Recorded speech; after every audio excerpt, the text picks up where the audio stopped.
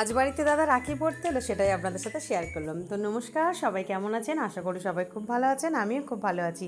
তো চলুন প্রতিদিনের মতো আজকের ব্লগটা এখন থেকে শুরু করি। সকাল সকাল খাবার দাবারের তোড়জোড় কিন্তু আমি বসিয়ে দিয়েছি, কারণ সকাল সকাল না করলে আর ওই বাবা আর একটু খাবারটা নিয়ে যেতে পারবে না। কারণ আজকে তো পূর্ণিমা, আর আমি ভাত কিছু রান্না করছি, মানে ভাতের ঝামেলাটা আজকে না করে একটু শুকনো শাকনাই করছি আর কি। তো আজকের আরুর বাবা আবার ঘরের এই পিকচারটা লাগাবার জন্য সকালবেলা একেবারে মরিয়া হয়ে উঠেছে। তো আমিও ভাবলাম যে এমনিতেও তো সুযোগ সুবিধা, মানে খুব একটা সময় সুযোগ হচ্ছে না, তো সেই জন্য আমি বললাম না না, যেটা করছো করো, বাকি কাজ পড়ে থাক, আমি দেখবো চেষ্টা করে বেলাতে। তো জামা কাপড়গুলো সবই পড়ে আছে, বাবুর আমার সবারই।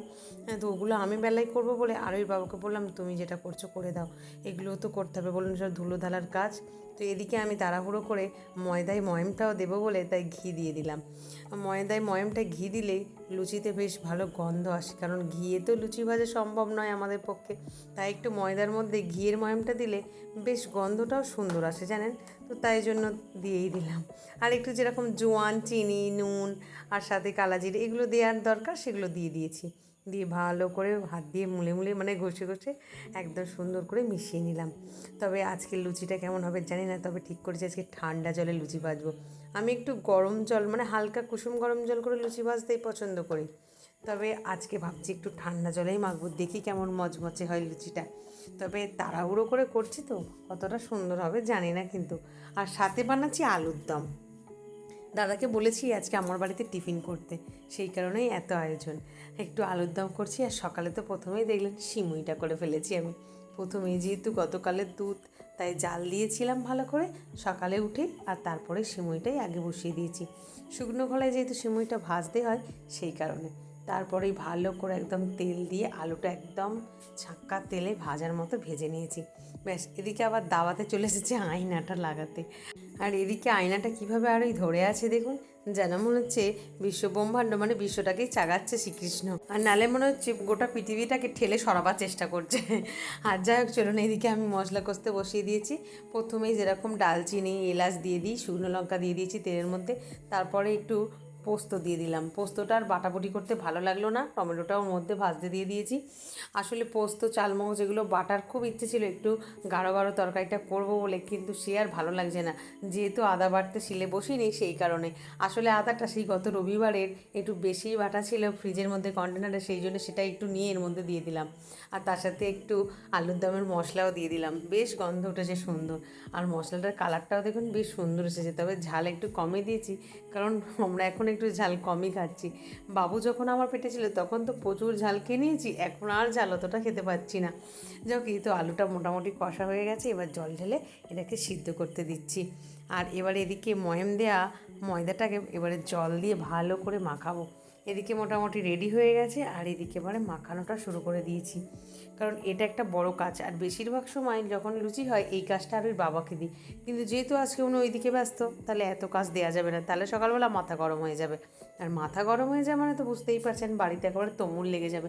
আজকে যেহেতু বৃহস্পতিবার, অত কিছু আর বলতে চাইছি না, যতটা নিজে পারবো ততটাই করে নেবো। তবে ঠিক করেছি যে ওর বাবার মতো লুচি কয়েকটা করে দেবো, বাদবাকি থাকবে বেলাতে করব, কারণ সকালের মধ্যে এতটা কাজ করে ওটা সম্ভব হবে না, কারণ একা একা বেলে একা একা ভাজা আমার পক্ষে একটু দুষ্কর হয়ে পড়বে। তবে হ্যাঁ, ইচ্ছাও আছে যে দাদা যখন আসবে গরম গরম কয়েকটা ভেজে দেবো, তবে যদি সম্ভব হয়, কারণ বাবুর কারণে তো অনেক কিছুই ইচ্ছা হচ্ছে, কিন্তু সেগুলো করে উঠতে পারছি না। তবে যাই হোক, ময়দাটা মাখাটা কিন্তু আমার বেশ নরম হয়ে গেছে, কারণ এরকম আমি ঠান্ডা জলে কখনো মাখিনি, বেশ নরম নরম হয়ে গেছে। আর জানি না কতটা বেলতে টেলতে পারবো। তবে এদিকে কথা বলতে বলতে আলুর দমটা আমার রেডি হয়ে গেছে। আলুর দমটা একদম সুন্দর করে ঢেলে ফেলেছি, আর ধনেপাতাটা আগে থেকেই ধুয়ে কুচিয়ে রেখেছিলাম, সেটা ওপর থেকে ছড়িয়ে দিচ্ছি। এই দেখুন কী সুন্দর কালারটা হয়েছে না, দুর্দান্ত। আর ওপর থেকে একটু গুঁড়ো মশলা, মানে যেটা আমার হাতে গুঁড়ো করা, বাড়িতে সব রকম মশলা গোটা দিয়ে ভাজা ভেজে গুঁড়ো করা, সেটা দিয়ে একটু ছড়িয়ে দিলাম ওপর দিয়ে, বেশ সুন্দর গন্ধ উঠেছে। এবার লুচির জন্য তেলটা গরম বসিয়ে দিয়েছি, চটপট লুচিটা ভাজবো, ব্যাস আমার এদিকে খাবার দাবার রেডি। তবে লুচিগুলো দেখছি যেহেতু ময়দাটা নরম হয়ে গেছে, তাই লেচিগুলো ভালো করে গোল করতে পারছি না, আর লুচিগুলো ভালো করে গোল গোল হচ্ছেও না। তবে যাই হোক বলুন তো, নিজেরাই তো খাবো, ও ছেড়ে দিন, ওরকমই হোক, কেউ একটাও পড়ে থাকবে না, শেষ অবধি দেখবো সবই শেষ হয়ে গেছে। তো লুচি সবাই খেতে ভালোবাসি। তো এই যে মোটামুটি গরম গরম বেশ তুলে নিলাম, গোটা কয়েক তুলে নিই আর ওই বাবার টিফিনটা গুছিয়ে দিই চট করে, কারণ ওনার আবার তা দেরি সইবে না, এক্ষুনি এসে পড়েই বলবে আমারটা হলো পরে তোমরা খাবে, এখন আমারটা রেডি করে আমাকে ছেড়ে দাও। তাই জন্য ওনার মতোই চটপট করে দিচ্ছি। আর আজকে যেহেতু রাখি পূর্ণিমা, তাই দাদার জন্য অপেক্ষা করছি কখনও আসবে, কারণ আমার পেটেও ছুঁচোর কীর্তন হচ্ছে। আসলে আমারও সকালবেলা খাওয়ার অভ্যাস তো, তাই জন্য। তবে দাদাকে দুবার ফোন করা অলরেডি আমার হয়ে গেছে। ও বললো 9:30, আবার কখনো বলছে 11টা। আসলে বাবু আজকে স্কুলে গেছে তো সেই কারণে ভাবলাম দুজনেই চলে। তবে এদিকে আবার আরোহী স্কুলে যাবে, আজকে বায়না করছে। তবে দেখা যাক কে কাকে কীভাবে রাখি পড়াই, জানি না আজকে কী হবে। তবে আমি তো আমার দাদাকে পড়াবোই, এটা তো একদম ঠিকই, সেটা 10টা হোক আর 11টা হোক। তো মোটামুটি আরোহীর বাবার আলুর দম গুছিয়ে দিয়েছি, সঙ্গে একটু সিমুইও দিয়ে দিলাম। তাই আজকে এই ভাতের কন্টেনারটার মধ্যে দিয়ে দিচ্ছি, একদম রেডি করে ওনাকে ছেড়ে দিলাম। তারপরে চলুন আপনাদেরকে দেখাবো গতকাল রাতে আরোহীর বাবা আমাদের কী রাখি এনে দিয়েছে। এই দেখুন, প্রতি বছরের মতো এবছরেও ফুলের রাখি এনে দিয়েছে, কিন্তু এবছরের ফুলের গাঁথনিগুলো এত সুন্দর, আমার তো খুব পছন্দ হয়েছে।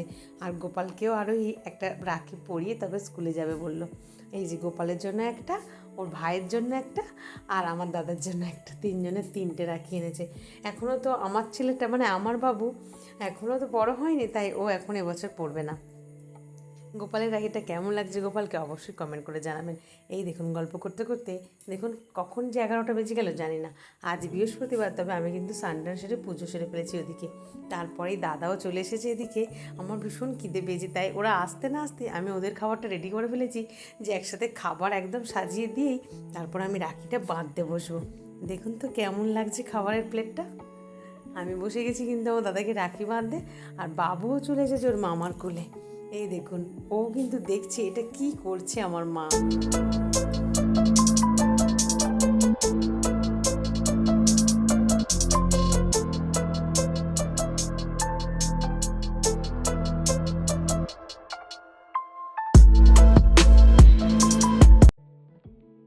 এই সুন্দর মুহূর্তটা প্রতি বছরই আসে, আর আমার ভীষণ ভালো লাগে এটা উপভোগ করতে। এই দেখুন, গতবারে তো আমি দাদাকে ফোঁটাও দিতে পারিনি, কারণ তখন বাবু আমার পেটে ছিল। আর এখন এবছরে সবই রাইট হয়ে গেছে, তবে হ্যাঁ ফোঁটাটা এখন দেবো, কারণ এবছরে দেবো কারণ বাবুর তখন মুখে ভাতও হয়ে যাবে। তবে রাখিটা সেরকম একটা বিশেষ নয় বলে তাই রাখিটা পরিয়ে দিলাম। বাবু আবার খুব জেদ করলো যে আমাদেরকেও রাখি পরাবে, তাই অসীমাকেও পরিয়ে দিল। আর দাদাদের খাওয়া হয়ে যেতে আমি দাদার পাতে কয়েকটা লুচি নিয়ে বসে পড়েছি খেতে। আমার ভীষণ খিদে পেয়েছিল। যাই হোক, চলুন খেতে খেতে ভিডিওটা যেখানেই শেষ করছি। আগামীকাল একটি নতুন ব্লগে আবার দেখা হবে। সবাই সুস্থ থাকবেন, ভালো থাকবেন, সবাইকে ভালো রাখবেন। ভিডিওটা কেমন লাগলো অবশ্যই কমেন্ট করে জানাবেন। টাটা।